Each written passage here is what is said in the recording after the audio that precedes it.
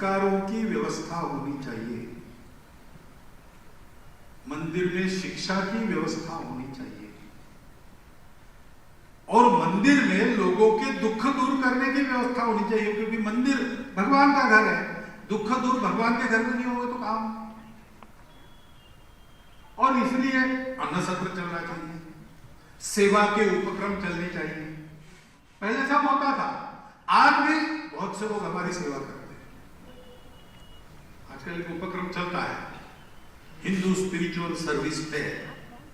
अपने यहां हुआ कि नहीं पता नहीं, देश के अनेक शहरों में हुआ है।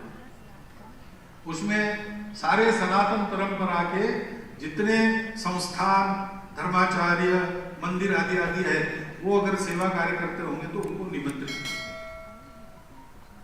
जब वो आते हैं तब देखने में आता है कि अगर संसार भर का स्टैटिस्टिक्स जमा किया जाए और सबसे अधिक सेवा किस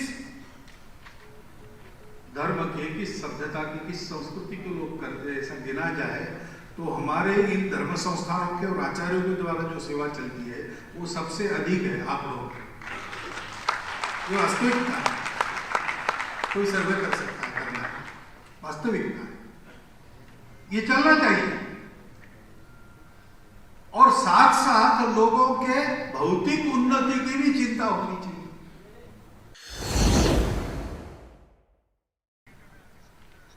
यह हमारे भारत देश की सनातन काल से चलती आई हुई समान मान्यता है। भारतीय पंथ संप्रदाय में ये मान्यता समान है। यहीं से सारे पंथ संप्रदाय शुरू होते हैं। इतिहास के चक्र में कई अलग अलग प्रकार के समय आए। कभी हम गिरे, कभी दूसरों ने धक्का मारकर हमको गिराया, लेकिन हर बार हम गिर गए तो हमारा जीवन न गिर जाए, वो उसी सनातन मूल्यों पर फिर से खड़ा हो जाए। इसलिए देश काल परिस्थिति अनुरूप अलग अलग पंथ संप्रदाय हमारे यहाँ चले। विविधता को मान्यता ही है, विविधता को हम स्वीकार करते, आदर करते। इसलिए पंथ संप्रदाय अलग होने से कुछ नहीं बिगड़ता, जीवन का हमारा तरीका ही है। परम लक्ष्य एकता का अनुभव करना, उसके लिए जीना, उसके लिए त्याग, संयम, सदाचार पूर्वक परोपकार करते हुए जीना, यह लोक में भी ठीक रहना, परलोक को भी ठीक करना। इसलिए भौतिक बातों की भी दो पुरुषार्थ है हमारे, जो शुद्ध भौतिक है, अर्थ और काम, उसकी मान्यता है। और एक पुरुषार्थ है वो इस जगत के परे का है, मोक्ष। तीनों को साथ चलाने वाला है धर्म।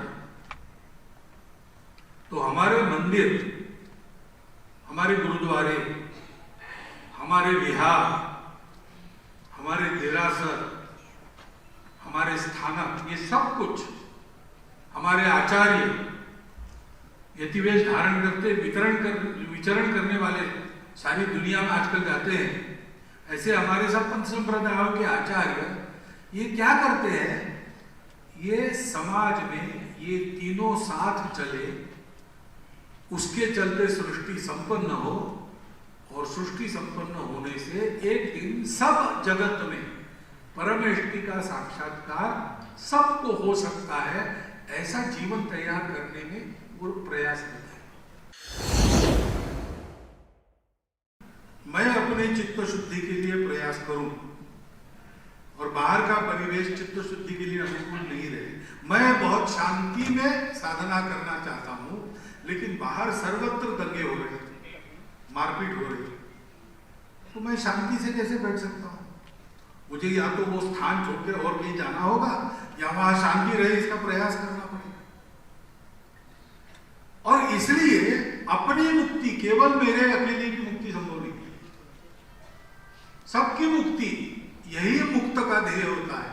इसलिए हम जानते हैं कई संत महात्मा पहुंच गए वहां पर, उनको भी इस दुनिया से लेना देना कुछ नहीं, ब्रह्म सत्यम जगत मिथ्या, मिथ्या जगत से उनको क्या लेना है।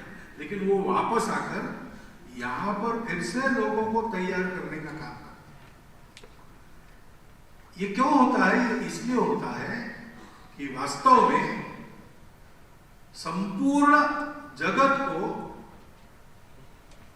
उसकी दिशा है उस तरफ, उस उधर ले जाना, इसको कहते धर्म। मोक्ष है उपासना, मंदिर, देवता पूजा आदि आदि निर्गुण निराकार से लेकर तो पिलवा करने वाले कणाद जी के जड़ दर्शन तक, ये सर्वत्र सब मार्गों से सत्य को प्राप्त करना, एकता को प्राप्त करना, सबका आनंद अपना आनंद, अपना आनंद सबका आनंद, ऐसा जीना। लेकिन ऐसा जी सके इसलिए समाज को तैयार करना, साथ साथ लोगों के भौतिक उन्नति की भी चिंता होनी चाहिए। क्योंकि हमारे यहाँ हमारा समाज प्रकृति से और परंपरा से राजा पर निर्भर नहीं रहता है। राजा का काम होता है, राजा अपना काम करता है, राजा ने अपना काम ठीक करना चाहिए, इसको समाज को देखना पड़ता है। जैसे प्रजातंत्र की पद्धति है, प्रतिनिधि हमारे हम चुन के देते हैं, वो देश को चलाते हैं, हम उनको देकर सो नहीं जाते, हम देखते रहते वो क्या करते क्या नहीं करते, और जो अच्छा करते हैं उसका फल, और अगर कभी गड़बड़ करते तो उसका भी फल उनको चुनाव में मिलने लगा है आजकल भारत में। वो समाज है नियंता, इसलिए उस समाज को योग्य बनाए रखना, योग्य बनाने के लिए सक्षम बनाए रखना, वो दुर्बल न हो, उसमें अभाव न हो, उसमें उपेक्षा न हो, वो समाज एक रहे।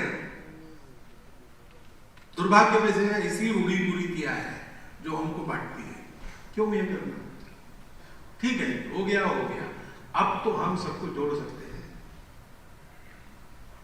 राम तो गटगट में जड़ चेतन चराचर सृष्टि में भगवान ही है और कुछ नहीं है, ऐसी हमारी मान्यता है।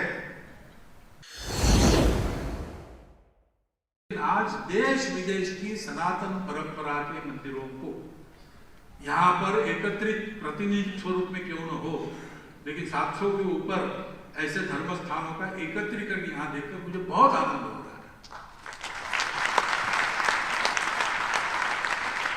क्योंकि इसके आधार पर समाज को जोड़ने वाला, समाज को ऊपर उठाने वाला, समाज को बिखरने न देने वाला, और इसके संगठित समाज के द्वारा राष्ट्र को परम वैभव संपन्न बनाने वाला। और कौन सा राष्ट्र? हमारा राष्ट्र जो सारी दुनिया को अपना कुटुंब मानकर सारी दुनिया को सुख शांति का मार्ग देने में आज सक्षम है, उस राष्ट्र को उन्नत करने वाला, धर्म समाज को देने वाला ये मंदिर का उपक्रम, ये अगर इसको फिर से पुनर्प्रतिष्ठित करना है उसी रूप में, तो संगठित सामर्थ्य की आवश्यकता है। और संगठित सामर्थ्य का पहला कदम है कनेक्ट। यानी अब हमको, हम आ गए 700-750 लोग यहाँ आ गए, आगे हमको एक बात करनी चाहिए, कैसी योजना बनेगी उस योजना के अनुसार, अपने अपने मन से नहीं चलना। एक योजना बनेगी, वो आपके पास आएगी, उसके अनुसार अपने अपने क्षेत्र में उसको सफल बनाना। पहली बात है सर्वे करना, कहां कहां मंदिर, गली में छोटा सा भी मंदिर हो, सबकी सूची अपने पास चाहिए। दूसरी बात, इन मंदिरों में रोज पूजा हो, मंदिर की स्वच्छता की चिंता हो, मंदिर बस्ती से या गांव से जुड़े। इसके लिए जो करना है वो वहां कैसे कर सकते हैं? सब लोग नहीं कर सकते। छोटे मंदिर क्या करेंगे? गली कूचे में बसे मंदिरों का कुछ नहीं होता है, उनका तो रजिस्ट्रेशन भी नहीं, कमेटी भी नहीं। जो मंदिर की कमेटियां हम जो चाहते वो करने में स्वतंत्र है, वो कर लेगी।